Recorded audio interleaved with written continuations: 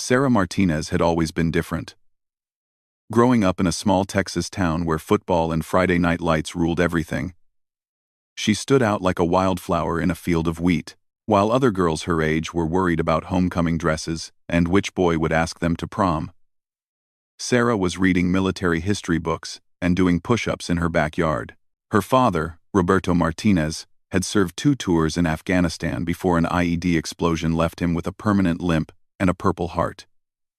He never talked much about his service, but Sarah saw the way his eyes would sometimes drift to places she couldn't follow. She saw the newspaper clippings he kept in his desk drawer, photos of fallen comrades whose names were etched into black granite walls she had never seen but somehow understood. When Sarah announced during her junior year of high school that she wanted to join the military, the reactions were predictable. Her mother, Elena, worried about her only daughter following in her father's dangerous footsteps. Her classmates laughed behind her back, whispering that she was too small, too soft, too much of a dreamer to make it in a man's world. But Sarah had something burning inside her chest. Something that felt bigger than the small-town boundaries that seemed to contain everyone else she knew. She wanted to serve something greater than herself. She wanted to honor the sacrifice she had witnessed in her father's quiet struggles with nightmares and the way he sometimes flinched at loud noises. The day she turned 18, Sarah walked into the Navy recruitment office in the neighboring city. The recruiter, a seasoned petty officer with kind eyes and calloused hands, listened as she explained her goals. She didn't just want to serve, she told him. She wanted to be the best. She wanted to prove that determination could overcome any physical limitation. Her training began immediately after high school graduation. Basic training in Great Lakes was everything the movies had promised, and nothing like them at all. The physical demands pushed her beyond what she thought possible. The mental challenges forced her to confront fears she didn't even know she carried.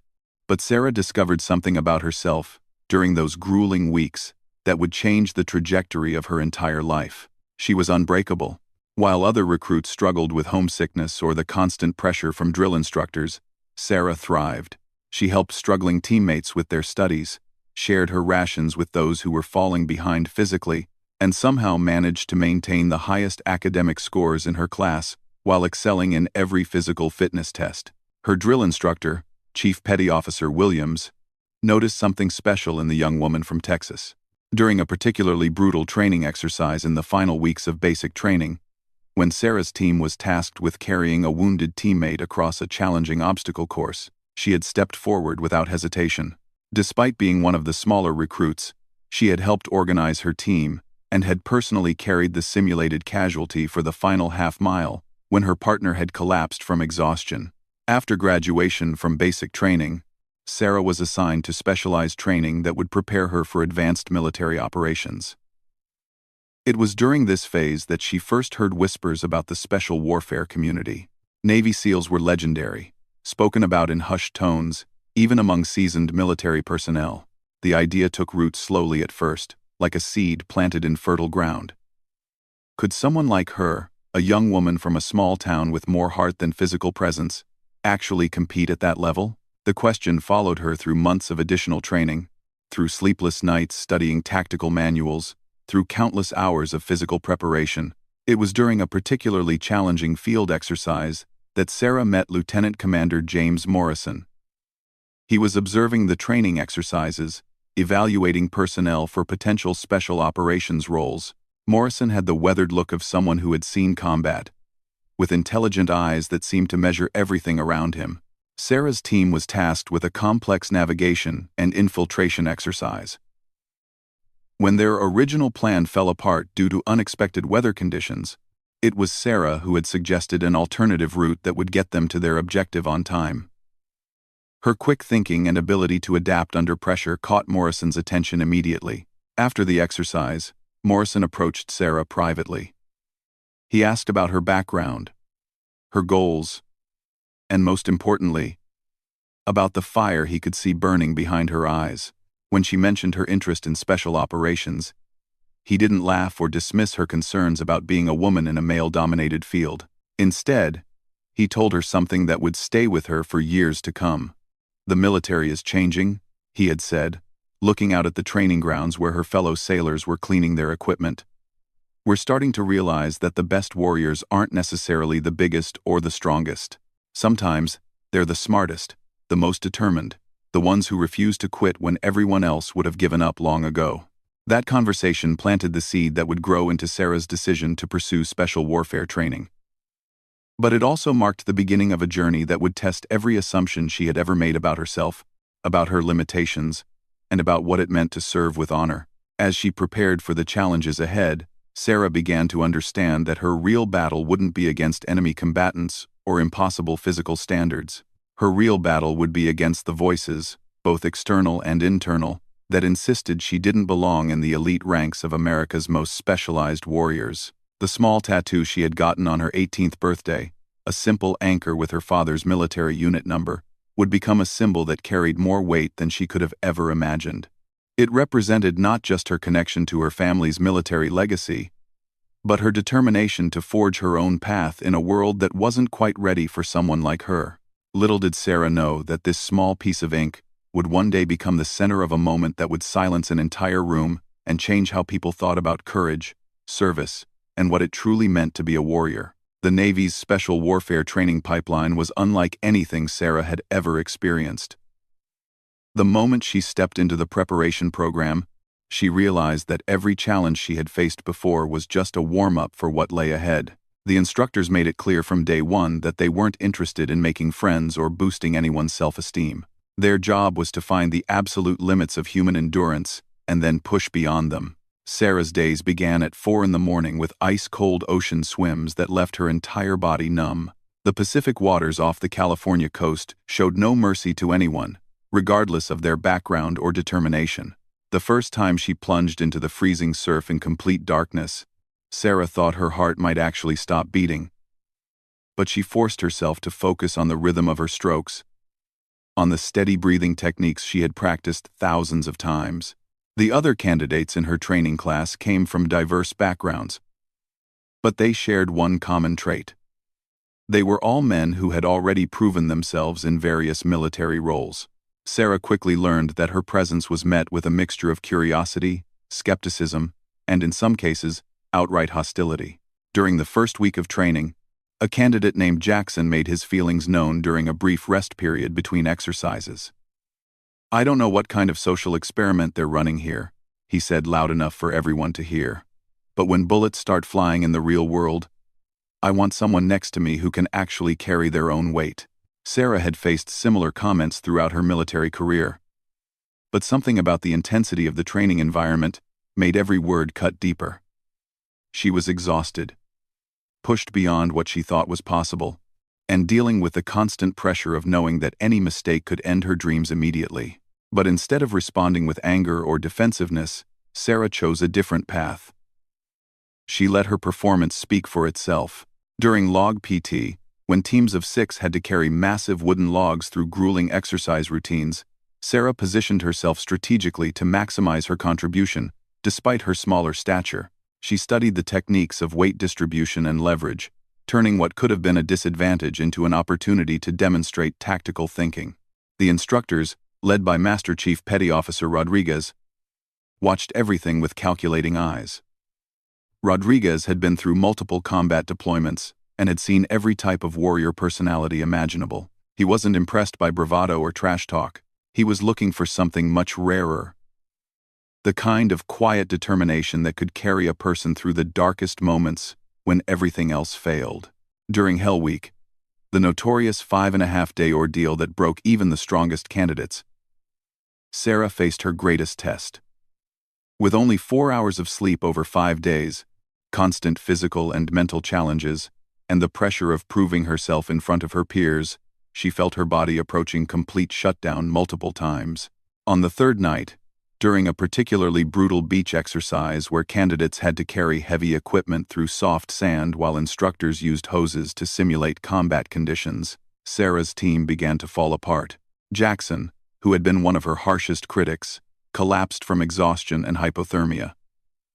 Without hesitation, Sarah helped drag him to cover and shared her limited rations with him during their brief rest period. "Why?" Jackson asked, through chattering teeth, genuinely confused by her actions. "After everything I said about you." Sarah looked at him with eyes that seemed older than her years. "Because that's what teammates do," she said simply.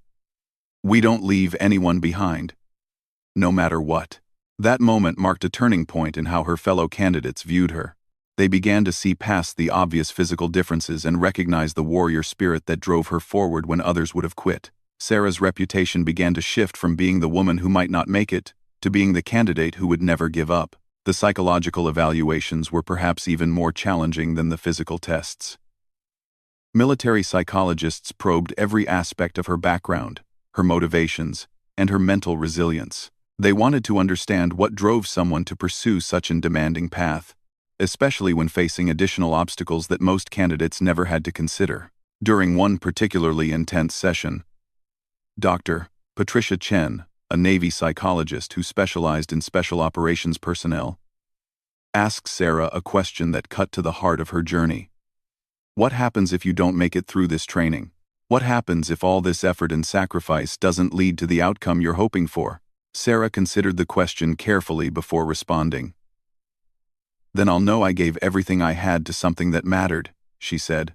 "But I won't have to wonder what would have happened if I had tried. The regret of not attempting this would be worse than the disappointment of not succeeding." Dr. Chen noted something in Sarah's psychological profile that would later become relevant during her career evaluation. She demonstrated an unusual combination of humility and unshakable confidence. She understood her limitations but refused to be defined by them. More importantly, she showed genuine leadership qualities that went beyond giving orders or physical dominance. As the training progressed through its various phases, Sarah continued to excel in unexpected ways. Her marksmanship scores were consistently among the highest in her class. Her tactical planning during simulated operations showed creativity and strategic thinking that impressed even veteran instructors. Most importantly, her teammates increasingly looked to her for guidance during high-stress situations. The small anchor tattoo on her wrist, which had initially drawn mocking comments from some candidates, began to take on a different meaning. During a rare moment of downtime, Jackson approached her and asked about its significance. When Sarah explained the connection to her father's service and her family's military heritage, Jackson nodded with new understanding. "I misjudged you," he admitted. "I thought that tattoo was just some trendy thing. I didn't realize it represented something real." Sarah smiled, remembering the day she had gotten the tattoo and the promise she had made to herself to honor her family's legacy of service. "Sometimes the most important things about a person aren't visible from the outside," she replied. As the final phases of training approached, Sarah knew she was on the verge of achieving something that would change not just her own life, but potentially the perceptions of everyone who had doubted whether someone like her belonged among America's elite warriors. The tattoo that had once been a source of mockery was becoming a symbol of the determination and heritage that had carried her through the most challenging experience of her life. Graduation day from special warfare training arrived with the kind of crisp California morning that made everything seem possible. Sarah stood among the small group of candidates who had survived the grueling months of preparation, wearing her dress whites with the same pride her father had shown when he first put on his army uniform years before. The ceremony was attended by families, military officials, and veteran SEALs who came to witness the graduation of the newest members of their brotherhood. Sarah's parents had flown in from Texas, her father walking with the same determined gait that had carried him through his own military service despite his war injuries. When the instructor called her name and she stepped forward to receive her special warfare insignia, the pride in Roberto Martinez's eyes was unmistakable. But earning the right to wear the trident was only the beginning of Sarah's real journey. Her first assignment took her to Naval Special Warfare Group 2, where she would work alongside seasoned operators who had years of combat experience. The transition from training to active duty brought new challenges that tested everything she had learned about leadership, teamwork, and maintaining her composure under pressure. Her new commanding officer, Lieutenant Commander David Chen, was known throughout the special operations community as a fair but demanding leader. He had served multiple combat tours and had earned the respect of his men through decisive action and unwavering commitment to their safety. When Sarah reported for duty, Chen made his expectations clear during their first private meeting. "Your training scores are impressive," he said, reviewing her file. "But training and operational reality are two different things. My job is to ensure that every person under my command can perform when lives are on the line. I don't care about your background or what barriers you've had to overcome. What matters is whether you can do the job when it counts. Sarah appreciated his direct approach. She had never wanted special treatment or consideration based on her gender. She wanted to earn her place through performance and reliability, just like any other operator. Her first few months with the team involved intensive additional training, learning the specific procedures and protocols that would govern their future missions. The team she joined was a tight-knit group of professionals who had worked together through multiple deployments. There was Thompson, a sniper from Oklahoma whose calm demeanor masked incredible precision under pressure. Martinez, a communications specialist from New Mexico who could establish contact with command in any environment. Williams, an explosives expert whose knowledge of demolitions was matched only by his dry sense of humor. Initially, the team members were cautious around Sarah, not because of any hostility, but because they needed to establish trust that could only come through shared experiences. In the special operations world, trust wasn't given freely. It was earned through countless small moments where each person proved they could be relied upon when everything went wrong. Sarah's first opportunity to prove herself came during a training exercise designed to simulate a hostage rescue scenario. The team was tasked with infiltrating a compound, neutralizing hostile forces, and extracting civilians without casualties. The exercise was designed to test not just individual skills, but the team's ability to work together under extreme time pressure. During the planning phase, Sarah noticed a potential weakness in their approach that others had overlooked. The original plan called for a frontal assault that would maximize their firepower advantage, but Sarah recognized that it would also expose the hostages to unnecessary risk. She suggested an alternative approach that would take longer, but would significantly reduce the chance of civilian casualties. Thompson initially resisted her suggestion, arguing that their primary responsibility was to the safety of the team, not to perfect mission outcomes in a training scenario. But Sarah persisted. Walking through her tactical reasoning with calm professionalism, she showed how her approach would actually reduce risk to the team while improving mission success probability. Lieutenant Commander Chen, who was observing the planning session, watched the interaction with interest. He was less concerned with which tactical approach they chose than with how the team dynamics played out under pressure. When Sarah's plan proved successful during the exercise, resulting in a flawless hostage rescue with no simulated casualties, Chen noted how she had managed to influence the team's decision-making without creating conflict or undermining established leadership structures. After the exercise, Thompson approached Sarah privately. "That was good thinking back there," he admitted. "I was focused on the technical aspects of the assault, but you were thinking about the bigger picture. That's not something you can really teach in training." These small moments of recognition began to accumulate over the following months. Sarah's teammates gradually came to appreciate not just her technical competence, but the unique perspective she brought to their operational planning. She had a talent for anticipating potential complications and developing contingency plans that others might overlook. Her reputation within the special operations community began to grow beyond her immediate team. During joint training exercises with other units, her performance consistently stood out. She excelled in long-range reconnaissance missions that required patience and attention to detail. Her marksmanship skills proved exceptional in complex urban environments, where precision was critical to avoiding collateral damage. But it was during a particularly challenging winter warfare exercise in Alaska that Sarah truly proved her place among the elite operators. The training scenario required teams to survive and complete objectives in sub-zero temperatures while carrying minimal equipment. The conditions were designed to push every aspect of human endurance to its limits. On the second day of the exercise, Williams suffered a severe ankle injury during a night navigation exercise. The team was miles from the nearest extraction point, and the weather conditions made immediate evacuation impossible. They faced a choice: abort the mission and call for emergency extraction, or find a way to continue with an injured team member. Sarah volunteered to carry Williams's equipment in addition to her own, allowing the team to maintain their mission timeline while ensuring that Williams could continue without further injury. For the next 18 hours, she carried nearly double the standard load through mountainous terrain and freezing conditions, never once complaining or asking for a break. By the time they reached their final objective, Sarah had proven something that went beyond physical capability or technical skill. She had demonstrated the kind of selfless commitment to mission success and team welfare that defined the very best special operations personnel. The exercise evaluators, led by Master Chief Rodriguez from her original training unit, noted in their report that Sarah's performance represented exactly the kind of leadership and sacrifice that the special operations community sought to cultivate. Her willingness to shoulder additional burden to ensure mission success while caring for an injured teammate showed the character traits that separated true warriors from merely competent soldiers.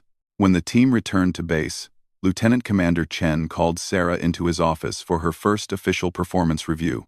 The conversation would mark another turning point in her military career and set the stage for the challenges and opportunities that lay ahead. 2 years into her service with Naval Special Warfare Group 2, Sarah received orders that would change the trajectory of her entire military career. She was selected for deployment to a classified location in the Middle East, where her team would work alongside international coalition forces on high-priority counterterrorism operations. The deployment represented everything she had trained for, but it also carried risks that went far beyond anything she had experienced during training exercises. The pre-deployment briefings painted a picture of an operational environment where split-second decisions could mean the difference between life and death. Lieutenant Commander Chen made it clear that their mission would involve direct action operations, intelligence gathering, and training local forces in advanced tactical procedures. Every team member would be pushed to their absolute limits, operating in conditions where there was no margin for error. Sarah's role would focus on intelligence analysis and liaison work with local military units, tasks that required not just tactical expertise but cultural sensitivity and communication skills. She had spent months preparing for this responsibility, learning local languages and studying regional politics. Her ability to connect with local populations while maintaining operational security would be critical to mission success. The deployment began with a series of routine operations that allowed the team to acclimate to their new environment. Sarah quickly distinguished herself in her interactions with local military leaders, many of whom had never worked with American Special Operations Forces. Her respectful approach and genuine interest in their perspectives helped establish trust relationships that proved invaluable for intelligence gathering. During her 3rd month in theater, Sarah's team was tasked with a complex mission that would test every aspect of their training and experience. Intelligence reports indicated that a high-value target was planning a major attack on coalition forces. The team needed to infiltrate an urban area, gather additional intelligence, and potentially conduct a direct action operation to neutralize the threat. The planning phase for the operation took weeks of careful preparation. Sarah's analysis of local intelligence sources provided crucial insights into enemy movement patterns and potential escape routes. Her recommendations influenced the team's approach, emphasizing stealth and precision over overwhelming force. The goal was to complete the mission while minimizing risk to civilian populations in the area. On the night of the operation, everything that could go wrong seemed to happen at once. The team's insertion point was compromised by unexpected enemy patrols, forcing them to adapt their approach in real time. Communications equipment malfunctioned due to interference from local electronic warfare systems. Most critically, their intelligence about the target's location proved to be outdated, requiring immediate tactical adjustments. Sarah found herself in a leadership position when Lieutenant Commander Chen was temporarily separated from the main team during the insertion phase.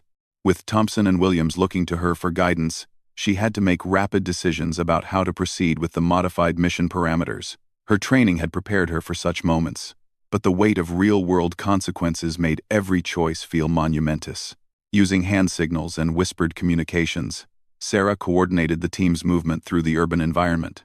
Her knowledge of local building layouts and cultural practices helped them avoid detection while moving toward their revised target location. When they encountered unexpected resistance from enemy forces, her quick thinking and tactical flexibility proved essential for mission success. The operation ultimately resulted in the capture of valuable intelligence and the disruption of planned attacks against coalition forces. More importantly for Sarah's career development, it demonstrated her ability to lead under extreme pressure while maintaining the trust and confidence of her teammates. The after-action review noted her exceptional performance and recommended her for advanced leadership training. Following the successful completion of her deployment, Sarah returned to the United States with commendations for her service and a growing reputation within the special operations community. Her combat experience had transformed her from a promising candidate into a proven operator with demonstrated leadership capabilities. Her next assignment took her to Naval Special Warfare Command headquarters, where she would work on developing new training protocols and operational procedures. The position represented a significant career advancement and placed her in direct contact with senior military leaders who were shaping the future of special operations. It was during this assignment that Sarah first encountered some of the institutional challenges that would define the next phase of her career. While her combat performance had earned widespread respect, she still faced skepticism from some senior leaders who questioned whether her success could be replicated by other women seeking to enter special operations roles. The debate about women in combat roles was intensifying throughout the military, with passionate arguments on all sides of the issue. Sarah found herself in the uncomfortable position of being seen as a test case for policies that would affect thousands of other military women. Every aspect of her performance was scrutinized not just for its own merits, but for what it might suggest about broader questions of integration and capability. During a particularly tense meeting with senior officers, one colonel questioned whether Sarah's success was representative or exceptional. "No one doubts your individual capabilities," he said, "but policy decisions have to be based on broader patterns and statistical probabilities. Can we expect similar results from other women? Or are you an outlier who succeeded despite systemic challenges?" Sarah's response reflected the thoughtful approach she had developed throughout her career. "I believe that excellence comes from dedication, training, and mental toughness rather than from physical characteristics," she said. "The standards should remain high for everyone, but they should be based on actual job requirements, rather than assumptions about what different people can or cannot achieve." Her diplomatic but firm response impressed several senior leaders who were struggling with these complex policy questions. Sarah demonstrated an ability to discuss controversial topics with nuance and professionalism, avoiding both defensive reactions and political rhetoric. This skill would prove increasingly important as her career progressed. The tattoo on her wrist, which had once been a source of casual mockery, had taken on new significance during her deployment and subsequent assignments. Combat veterans who noticed it often asked about its meaning, leading to conversations about family, military traditions, and the personal motivations that drive people to serve. The small anchor had become a symbol of her connection to something larger than individual achievement.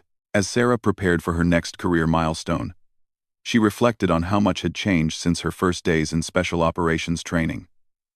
She had proven herself in combat, earned the respect of her peers, and demonstrated leadership capabilities that opened new opportunities for advancement.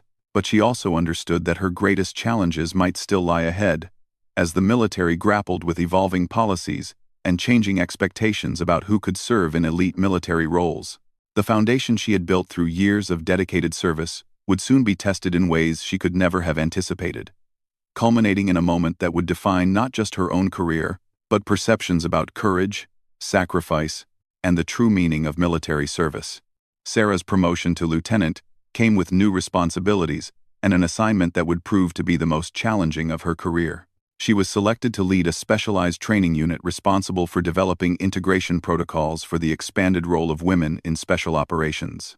The position placed her at the center of ongoing policy debates while requiring her to maintain operational readiness for potential deployment. The assignment brought Sarah into contact with Admiral Rebecca Morrison, a pioneering Navy leader who had spent her career breaking barriers in traditionally male-dominated fields.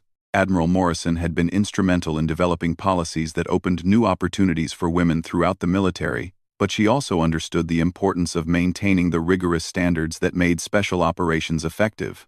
During their first meeting, Admiral Morrison explained the broader context of Sarah's new role. "You're not just training personnel," she said. "You're helping to write the playbook for how the military will operate in the future. Every protocol you develop, every training standard you establish, will influence policy decisions that affect thousands of people."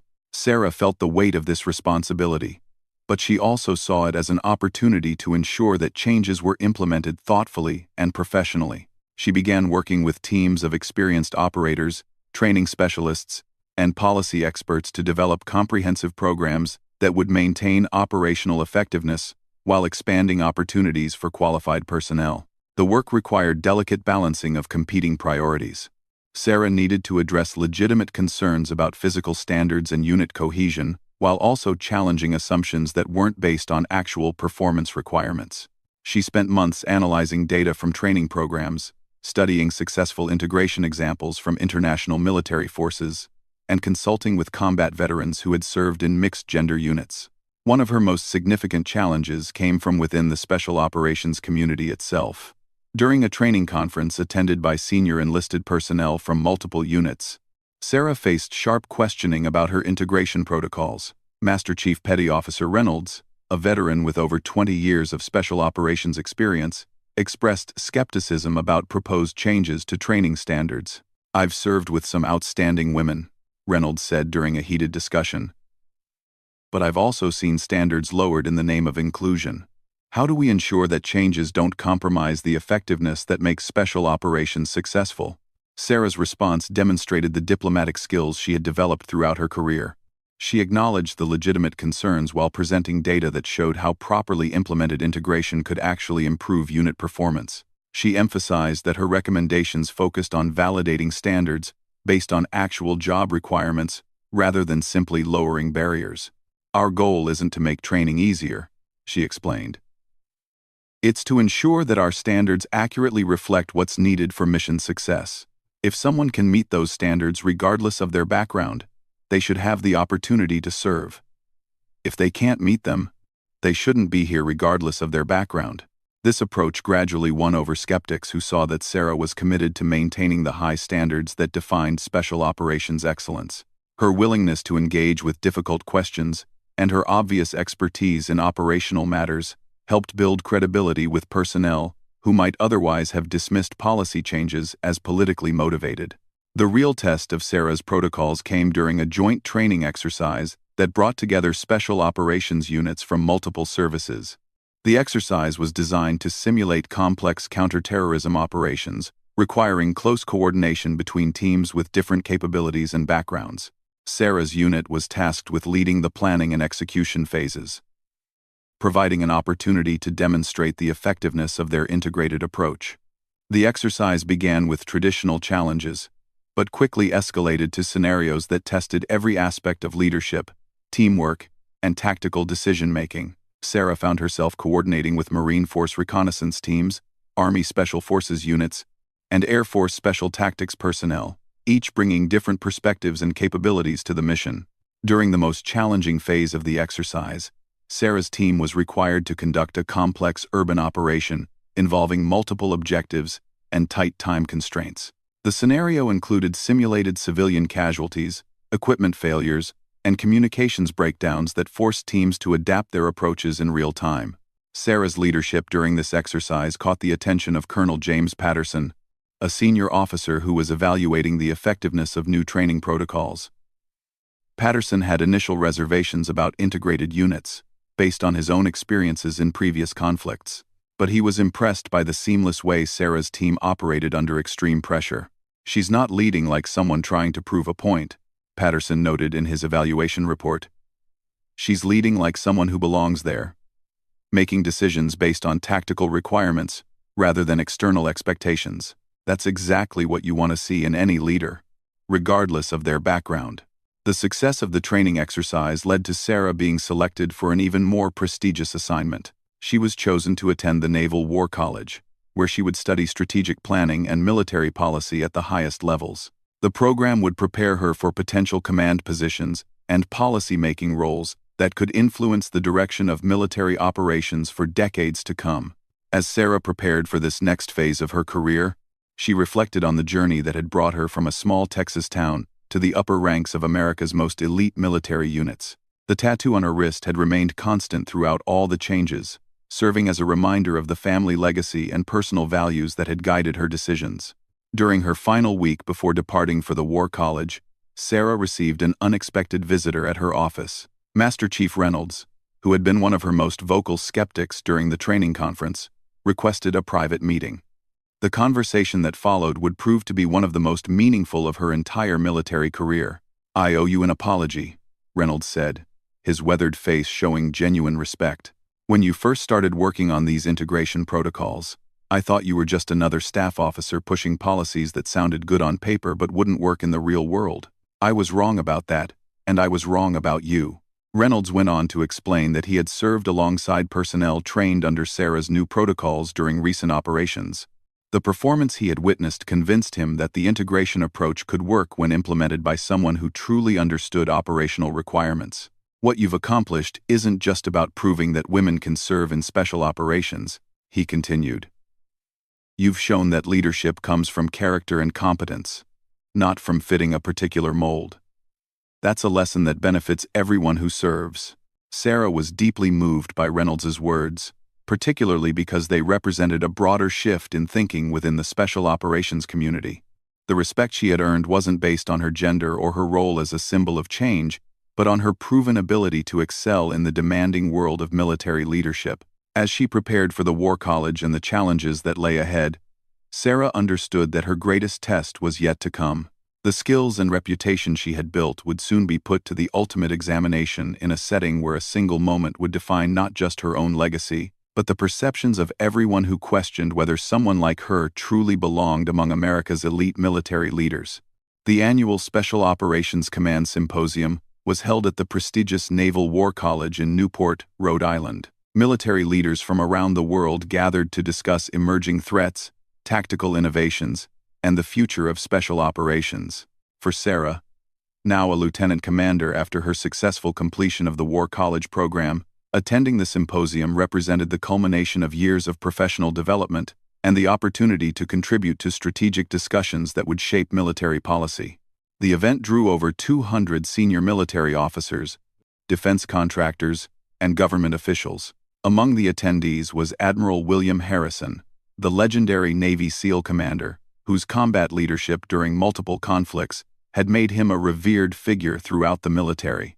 Harrison's reputation was built on decades of operational excellence, and his opinions carried significant weight in policy discussions about special operations capabilities. Sarah had been selected to present her research on integrated unit effectiveness, drawing from her years of developing training protocols and leading mixed-gender special operations teams. Her presentation was scheduled for the symposium's second day, and she had spent weeks preparing to address an audience that included some of the most experienced military leaders in the world. The symposium began with traditional formal protocols, including a reception where attendees could network and discuss current challenges facing the special operations community. Sarah found herself in conversations with officers from various international forces, sharing perspectives on training methods and operational approaches that had proven successful in different environments. During the reception, she noticed a group of senior officers engaged in what appeared to be a heated discussion about recent policy changes affecting special operations personnel. As she moved closer, she could hear fragments of conversation that made it clear they were debating the effectiveness of integration policies that she had helped develop.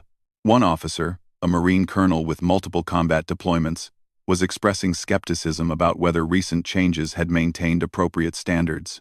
"I'm not questioning anyone's individual capabilities," he said, "but we have to consider the broader implications of these policy shifts. Special operations isn't the place for social experiments." Another officer nodded in agreement, pointing out challenges he had observed during recent joint operations. The conversation continued with various perspectives being shared, but the general tone suggested significant reservations about the direction of current policies. Sarah listened to the discussion without interrupting, understanding that her presence might influence the honesty of their concerns. She had learned throughout her career that addressing skepticism required patience and the right opportunity to demonstrate capabilities rather than argue about them. The moment that would define the entire symposium occurred during an unexpected break in the formal program. Admiral Harrison had been delayed by weather, and his keynote address had been postponed, leaving symposium organizers scrambling to fill the schedule gap. The moderator announced that they would use the time for informal discussions and networking. As attendees mingled in the main conference hall, Sarah found herself standing near a display of military honors and historical artifacts. She was studying a collection of medals awarded to special operations personnel when she noticed someone approaching from behind. "Lieutenant Commander Martinez?" The voice belonged to Admiral Harrison, who had apparently arrived during the break and was making his way through the crowd of attendees.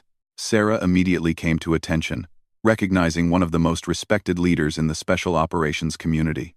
"Yes, sir," Sarah replied, maintaining perfect military bearing despite the informal setting.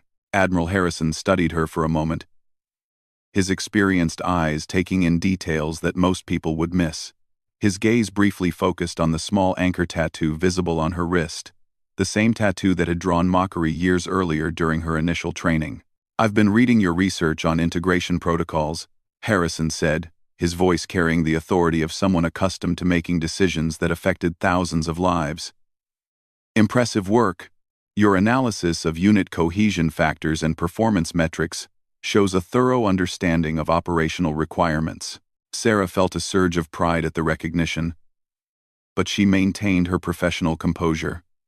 "Thank you, sir. I've been fortunate to work with outstanding personnel who made that research possible." What happened next would be remembered by everyone present for years to come. Admiral Harrison, without any prompting or announcement, raised his hand in a crisp military salute directed specifically at Sarah. The gesture was deliberate, formal, and unmistakably respectful. The effect on the crowded conference hall was immediate and profound. Conversations stopped mid-sentence as attendees turned to witness the unexpected scene. Admiral Harrison, a figure of legendary status within the military community, was publicly honoring a junior officer in a way that conveyed deep respect and recognition. The silence that followed lasted only seconds, but it felt much longer to everyone present. Sarah returned the salute with equal precision, her years of military training taking over despite the emotional impact of the moment. When both officers dropped their salutes, the symbolic gesture had accomplished something that hours of policy debates could never achieve. Admiral Harrison's words, spoken clearly enough for nearby attendees to hear, completed the moment that would become legendary within the special operations community. "Your father would be proud," he said, referring to the military legacy that Sarah's tattoo represented. "You've honored his service and demonstrated what it truly means to be a warrior." The gathering crowd of officers began to understand what they had witnessed. Admiral Harrison's salute wasn't just a recognition of Sarah's individual achievements. It was an acknowledgement that excellence in military service comes from character, dedication, and proven performance, rather than from conforming to traditional expectations. The formal proceedings resumed shortly afterward, but the atmosphere of the symposium had fundamentally changed. Conversations about integration policies shifted from theoretical debates to discussions about implementation best practices. Officers who had previously expressed skepticism found themselves reconsidering their positions based on the dramatic demonstration they had witnessed. Sarah's presentation later that day received an enthusiastic response from an audience that now viewed her work through a different lens. The research and protocols she had developed were no longer seen as experimental policies, but as practical solutions developed by a proven military leader whose capabilities had been validated by one of the most respected figures in special operations. The story of Admiral Harrison's salute spread quickly throughout the military community, becoming a powerful symbol of how perceptions about military service and leadership were evolving. For Sarah, the moment represented validation of everything she had worked to achieve, not just for herself, but for the countless others who would follow similar paths in military service. Years later, as Sarah continued to advance through senior leadership positions, she would often reflect on that moment at the symposium. The small tattoo that had once been mocked had become a symbol of heritage, dedication, and the kind of service that transcends traditional boundaries. Admiral Harrison's salute had silenced not just a room full of military leaders, but also the voices of doubt that had questioned whether someone like her truly belonged among America's elite warriors. The legacy of that moment would influence military policy for generations, proving that true leadership recognizes excellence wherever it emerges and honors those who serve with distinction, regardless of the path they took to get there.